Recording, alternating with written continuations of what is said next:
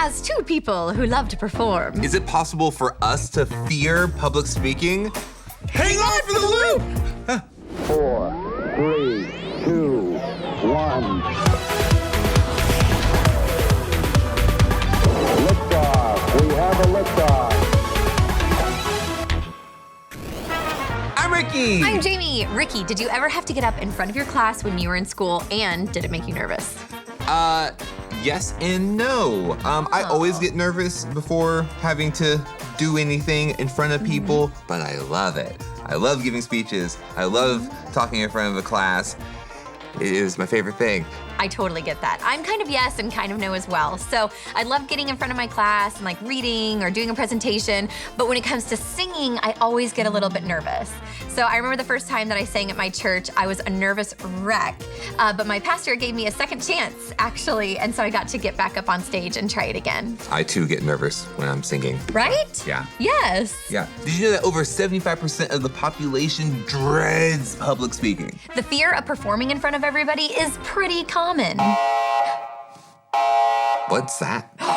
It's a weather alert from the Life.Church weather studio. It could be dangerous. Let's check in with Wendy and see what's going on. Thanks, Christy. No need to worry, but I've sounded the alarm because the world is ending. That's right, this Friday is the big show, the big test, the big game. Whatever is the biggest performance or presentation of your life, it's happening at the end of this week. So let's take a look at that forecast leading up to the big event. On Monday, you should start to see nerves arriving. Expect a mounting tension to riddle your nervous system with dread. On Tuesday, that small haze of jitters will balloon into a giant tower cloud of self-doubt, filling your mind with insecurity. Your confidence will be shaken as you imagine every nightmare scenario where you say something embarrassing in front of everyone. By Wednesday, you will reach new levels of sleeplessness as you realize just how vulnerable your life is when it is on display in front of the entire world. You should see dry mouth and nausea and bouts of standing in front of your closet convincing yourself that you have nothing to wear. By Thursday, the temperatures will continue to rise in your armpits, but will plummet below your knees. This will bring shocking amounts of flop sweat and cold feet. On Friday, and it all comes down to this, you will have nowhere to hide from the swarm of butterflies bouncing around your guts and destroying your stomach. Whatever happens and whatever you say will be judged and remembered forever. Now, not to overstate this, but this one moment on this one day will determine whether or not our planet keeps spinning. Everyone is watching, and it all rests on your shoulders. Better not embarrass yourself. For Loop Show Weather, I'm Wendy Rainbow Perkins. Back to you in the studio, guys. I don't even understand why we have weather reports. Okay. I know that she can be a little over the top, but it really does feel that way sometimes. When we're nervous about something, it can feel like the end of the world. But the world's not really ending. Right? No. All right, let's ask some questions. First of all, how nervous do you get when you have to speak in front of people? Very nervous. Very nervous. Yeah, it makes my hands like really clammy and... Yeah, I gotta agree on that. No, I get very nervous. Yeah. So what if you say the wrong thing, you know? Yeah. And then what are people gonna think of you? I think it's especially if it's like people that are very important or that you view as important. It's like, oh my gosh, like Yeah. I gotta say the perfect things or they're gonna talk behind my back and stuff like that. Right. I get nervous because I want to look like I know what I'm talking about. Right. And I don't always know what I'm talking about, so. Are you ever afraid of what people think of you? All the time. Yeah. When I was in middle school, if I was afraid that if I didn't say the right thing or if what I had to say wasn't cool enough, Yeah. I wouldn't have the friends that I wanted or I wouldn't be the popular kid. So it was, Yeah. I still sometimes think that way. Yeah. It's easy to look at who we think is popular and just care about what they think. Right. And then be afraid that they're not going to accept us when like their approval doesn't really matter in the end. Yeah. I definitely, when I was younger, would just want to be in the corner, not talking, not having anyone look at me. But when I did speak up, I tried to be like the popular people, which didn't help me. But I've learned how to be myself, and then people like me more because I'm being myself. Yeah. Isn't that funny how that works? Yeah. Yeah, I think it's pretty crazy that like when you try to imitate other people or kind of like what their actions are, and it doesn't match up with who you are and how God made you, it's like you're fighting something inside you, you know, and it doesn't feel normal and you feel kind of fake on the inside. And I think I did that like for a while, and I was like, man, this isn't working. Like it's making me not feel good. I would rather be just me, just the way that God made me. Yeah. I think a lot of times we care too much about what people think, and we wonder, like, are people looking at me? Like, are they gonna think what I'm wearing is weird, or what I said was weird, or am I gonna embarrass myself? And we put a lot of weight in what people think about us, and it's hard because we can't control people's responses to like what they're saying or what they're doing. And I think sometimes that fear can make us avoid certain situations with people, or even that embarrassment can turn into like anger when we let God into that. Like, we don't let fear win. Like, God helps us handle those emotions that we're feeling. And he knows how we are on the inside when, you know, we're scared or embarrassed. And his spirit, it helps us be as cool as a cucumber when we're around people, and it makes us feel like, oh man, I'm okay, I can do this, you know? And he helps us be the best versions of ourselves around people, and because we're relying on his approval, which we already have, not the approval of others. Yeah, I think when we realize like that we are accepted by him, just like as we are, and that we're being new in him, it's like, man, do I really even need to worry about like doing this crazy thing or saying the right thing or dressing this way? Yeah. Especially if God knows what's best for us. It's like, oh, the person who knows what's best for me is the one who has approval of me. Like, that's an amazing thing.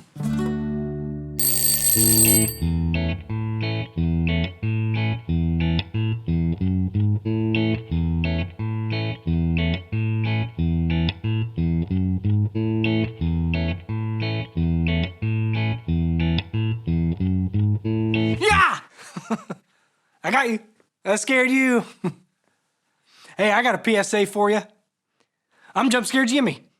I'm the king of all jump scares. It's hard to keep your cool when I'm around, jumping and scaring everything I see. All right.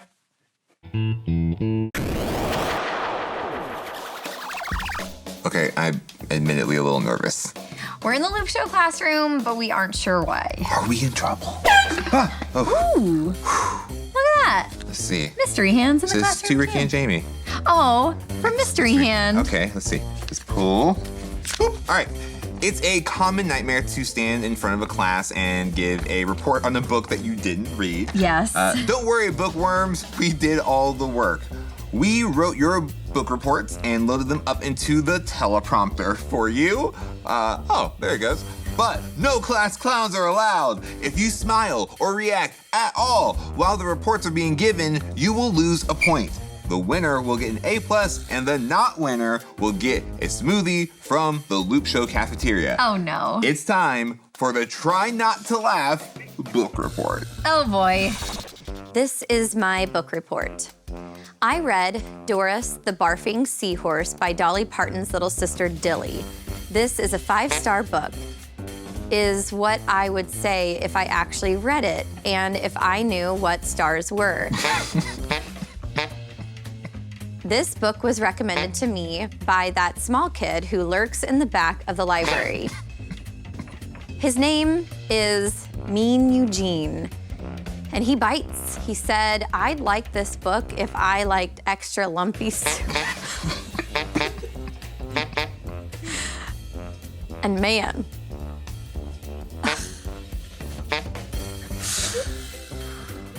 I love lumpy soup. I like lump. My favorite lump is hard potato lump. Second is the chewy one that tastes like sugar. Or as I like to say, sugar lump.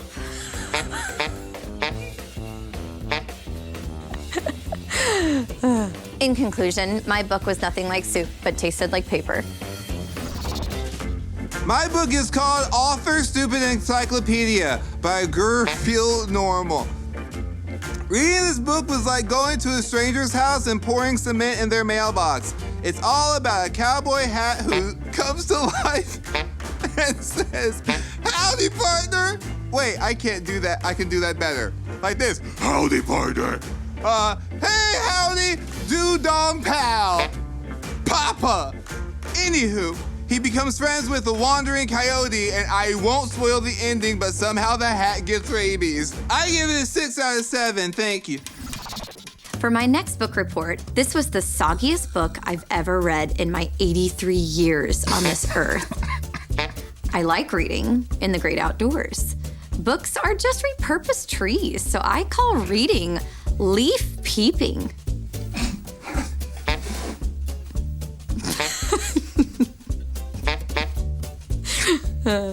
When I finished this book, I read it again and again. This is the first day I've seen daylight in a while. I can't stop reading it, and I never will. You're looking for a big old chunky book? Check out Screaming About Beans by Mr. Boogerman Fuzzy Buns. It's the 4th book in the Cottage Cheese Warrior series, and in this book, things get cranked up to the max. This is like Fast and Furious, but instead of cars.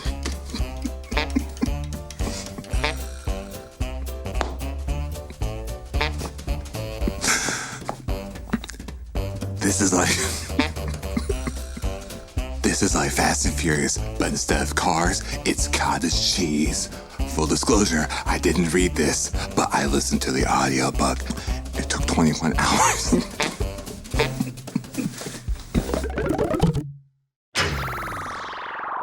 All right, do you have any tips for building confidence when you're afraid to do something? I would say asking a friend. If you tell your friends about it, they're gonna be there for you. And tell them what you're dealing with, tell them what you're scared about, and they can give you some good advice. They can be your hype people. Oh, absolutely. Yeah. I think maybe just taking a moment and being like, hey, I can do this. Yeah. You gotta hype yourself up. You gotta get through it. You can do this. God's got you. And just keep chugging forward. Yeah. I think especially like asking for prayer, you know, asking God. Like God is the Father who wants to help you get through stuff. It's like asking Him to be your hype man in a sense. But yeah, for sure. I think for me, I like to say out loud what I'm afraid of. And that power kind of goes away. If it's something, sometimes it's really silly. It's like, I'm afraid they're gonna think my shoes look weird. And then you say it out loud and you're like, that's really silly. Why do I think that? And then that power of the fear goes down. Because you're like, I shouldn't think that. Okay, was there ever a time you found that you were uniquely made to do something that you were scared of? I was always afraid to like comfort people, even though I'm a good listener and I like talking to people, you know? Whenever either when people were bullied or someone made fun of something, like I'd just not say anything. And I think that I could have said something and it would have really meant something to that person and even to me. I think for me, I'm someone that gets excited about very, very small things. Sometimes people just need that little glimpse of happiness or that compliment. You never know how your words can affect someone's day. And so I know I'm called to do that. And so that's something I need to learn to not be afraid of doing. Yeah, we are supposed to bring what God gave us to bring to the table. Like bring everything about us to situations, to our friendships, to, you know, maybe it's a presentation at school even, whatever it is, like just coming with everything that we've been given.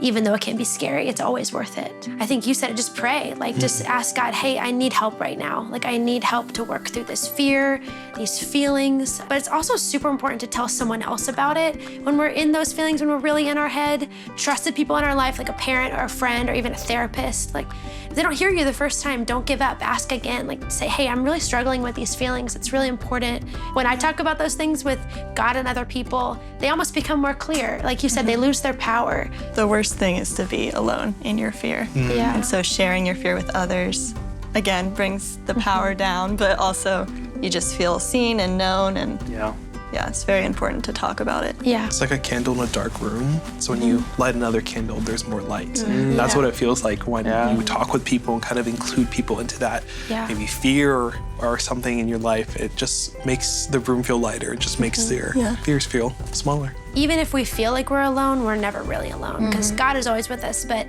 there are people that care about us and want to hear about what we have to say and what we're feeling. God gave us His Spirit, and the Spirit doesn't make us weak and fearful. Instead, the Spirit gives us power and love. He helps us control ourselves. And that is like the biggest comfort that we could have, that we have that Spirit with us. Nervous about performing? Trade your trembling for truth. God listens when you need help. Instead of asking, what will people think? Ask, what can I give others? What if you're uniquely made to do the thing that scares you most? When you fear how you appear, you can trust that God gave you help. You can stay cool and say, I've got this because God's got me. Stay calm, stay cool, stay curious. All right, so the grades are in, and I got a 15. And I got a 27, which is the topsy-turvy world of Loop Show School. So the Loop Show lunch lady is gonna bring in our prizes. Try not to What be nervous. do we Oh, get? look at this! An A+ champion. Oh, and you know, that looks like an A+ smoothie. You all need to look at this. Should we ask what's in it? I know Should it. we No, just- Jamie, I know exactly what's in this. I mean, it's orange, so carrots. It's a Sloppy Joe smoothie. Have you had one before? No, Jamie, I just Oh, okay, you're just gonna drink it. Okay. remember me as I was.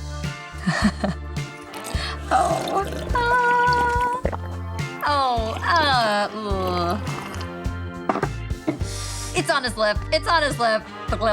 Ricky. Oh, You can smell it over here. ooh, that. You did it! So you didn't throw up. Well, the jury's still out. Oh. Are you gonna Classroom spit it out in it? paper. Oh, to wipe off your. I'm gonna give this Sloppy Joe an F+.